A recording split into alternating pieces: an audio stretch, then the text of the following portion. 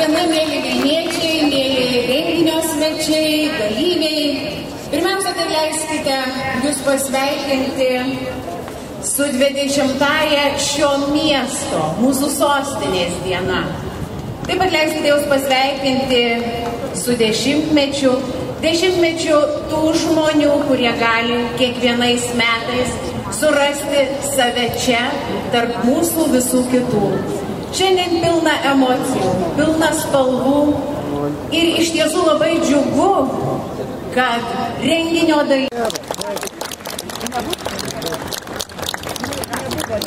Atvykę į mugę visi, garbės ministrė.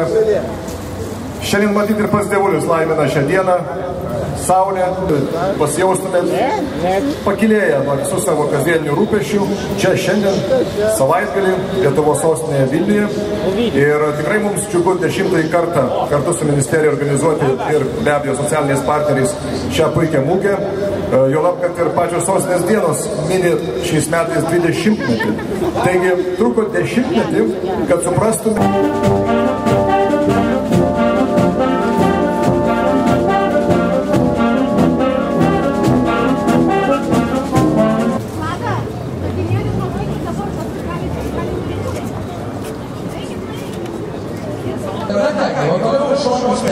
Nieko nestabdom ir dabar, žinokit, fantastiškas kolektyvas pasirinkęs, be galo gražiai pasipuošęs, vaikinai tiesiog kaip iš operos teatro, merginos tikrai neprasčiau.